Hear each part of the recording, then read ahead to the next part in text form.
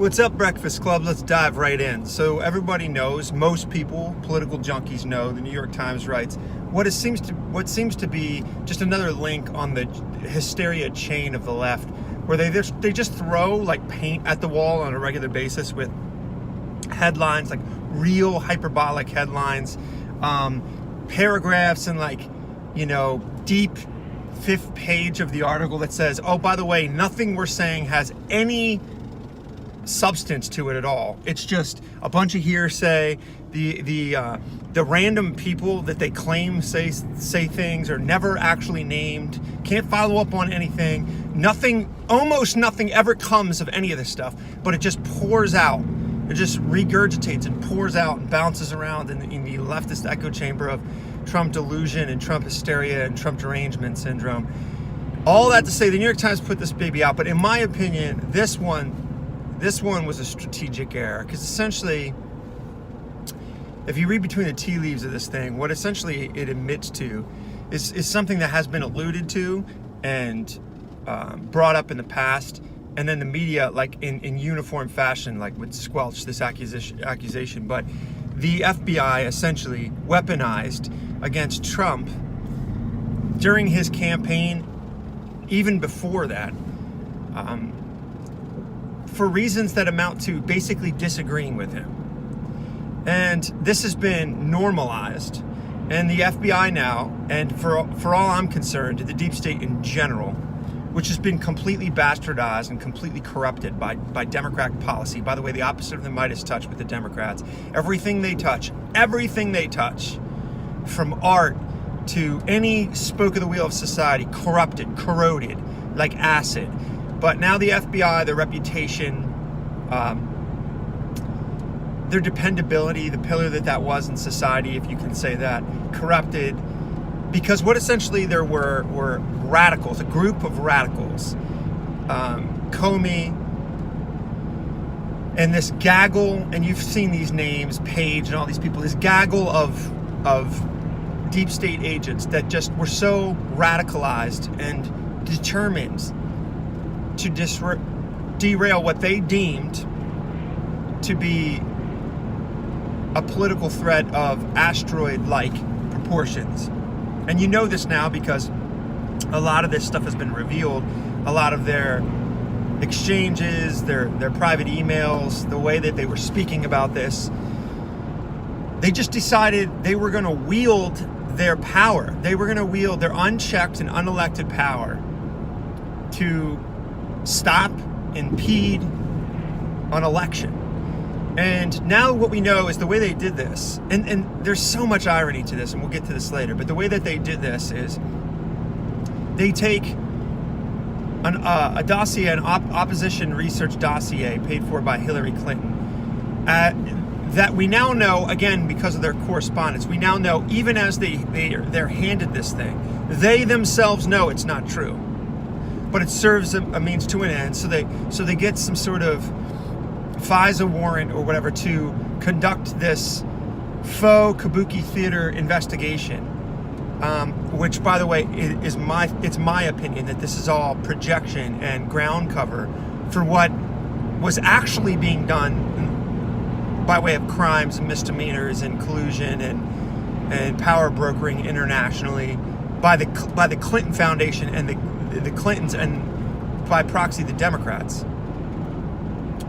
We'll get to that later. They start this whole, from the ground up, they build this entire white noise nonsense where you just, essentially how it plays out and how it was meant to play out in the populace is you plant this seed of Russia collusion, then you just scream Russia 24 hours a day, then you get your entire like machine, your apparatus, the Democratic Party, the media's just an extension of that party. We all know that at this point. You just get all the wheels in motion. They just start casting aspersions. Again, no evidence, just coulda, woulda, might've, possibilities that could have happened. This is always the way that these alphabet soup channels frame things, by the way. And then you jump ahead to conclusions or desired conclusions. If the woulda, coulda, shoulda, he said, she said, turns out to be true. it's unbelievable. So essentially what this boils down to is the FBI is now weaponized. So now just to turn a couple pages in the past, we have proof that the Democrats in the last 10 years have weaponized the IRS, weaponized multiple branches of government, weaponized the internet, weaponized, like, by way of shutting down in collusion. You have corporate government collusion in shutting down a lot of these alt media sites and a lot of these opposition to the narrative sites. We all know this is happening.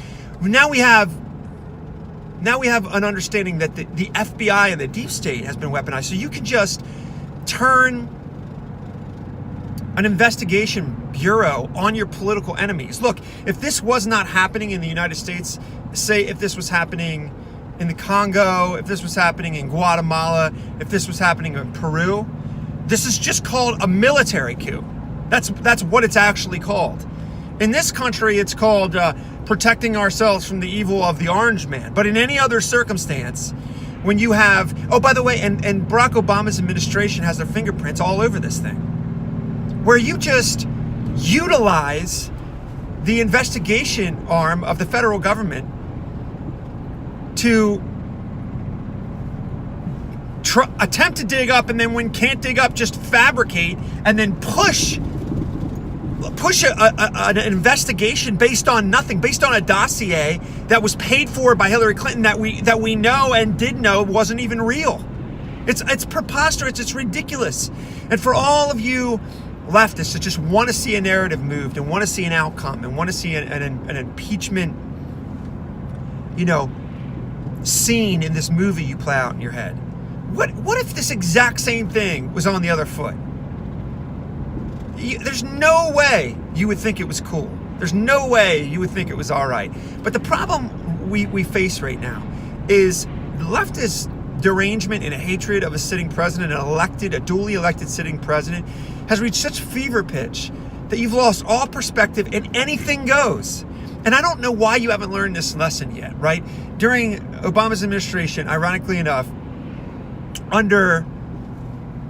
technically it would have been under Harry Reid, but it was like Schumer and Pelosi. These guys were all in the mix. They administered what is now known as the nuclear option, when they couldn't get their appellate judges placed in a duly time that they deemed fit. So they locked it in and said, we're just going to do it anyway, with, I think it's either a 60 or a 50 vote majority, and then they just push these judges through. And even at the time, you're thinking, this is changing precedent, this is changing the fabric of how we do things, this is going to bite you in the butt. Sure enough, you jump ahead. That's exactly what's happening right now. That nuclear option has been used by the Republicans. I don't understand why the Democrats, I don't understand why you, the Breakfast Club audience, don't see that if it's just normal now to weaponize the FBI, if that just becomes normal, and so many things have become normal now. Speaking against free speech, normalized. Can't believe it, it's terrifying. Some Twitter mob now is our judge, jury, and verdict. Normalizing the speech of impeding the Second Amendment. Again, terrifying. Normalizing the fact that you can just bypass innocent until proven guilty. Why? Because it's politically expedient. Do you guys not see? Are you not playing chess at all? Are you just playing checkers? It's a win for me today. It's useful for me today. It's so short-sighted and it's so damning. Now, if you're thoroughly convinced that Russia, any kind of Russia pablum that gets farted out into your direction, if you just gobble that up with your socialist silver spoon and just can't get enough of the slop, you're not going to hear any of this. But what you need to do is you need to see beyond the partisan now, and you need to see what essentially is the ethos of what I'm saying, which is, this is bad for you. This is bad for me. This is bad for your community, your freedom. This is bad for me. What's the difference between banana republics and this? You're not supposed to be able to use your power, and it is amazing power, to just snuff out political enemies because you don't like their ideas. And you deem them as being so dangerous that you're going to take it upon yourself to trump up, pardon the pun, trump up nonsense, run with it, construct a narrative. Okay, now to the meat of this video. The irony of ironies is the only actual evidence we have of any kind of real collusion or election tampering essentially gets funneled into the Democrats by way of the Clintons. What do we know? What do we know? We know prior to when this was useful, we have Barack Obama with an off-mic moment talking to a Russian stooge about how after the election he's going to have wiggle room with Putin. We know that. We don't have to speculate. That doesn't come down to New York Times, he said, she said, unnamed sources. We know that. We also know that Hillary Clinton, as Secretary of State, was piloting some reset with Russia. We know that. We know about uranium 1, which is essentially insane amounts of corruption by way of funneling money into Clinton's coffers and giving our own natural resources to some Russian shell company. Oh, and last but not least, when we talk of elections, does it not strike you even in the slightest bit of an irony that the DNC is literally caught last election rigging an election against Bernie Sanders? And now people like me have to choke down your speculation about $4,000 of Facebook ads turning an election. This is ridiculous. And the only reason the DNC and the media and the left, and quite frankly, a lot of you get away with this nonsense is because you own the culture war. So you just get to spew this nonsense unchecked. But you need to hear there's an enormous amount of people in America that do not agree with you and see the things the way I just laid it out for you. And instead of attacking me and calling me some Russian bot, that's my favorite thing. Yeah, me in central Pennsylvania. I'm a real effective Russian bot raising 2 toddlers. Guys, you have to do business with the ideas. Stop slandering the messenger. Just think, how does an America First president that increases in an economy and guts the price of petroleum when Russia's a petro state, essentially, like 90% of their income is oil, how does that help Russia? How does being the most flag-waving, jingoistic president of all time, nationalist, help Russia? It's ridiculous. It doesn't even make any sense. But you guys are so caught in your narrative and your hurricane of just hyperbole and hysteria that you don't think about that stuff. Sorry to be the pill that's jagged, but it needs to go down the throat and be digested. That's just the truth. Thank you for listening.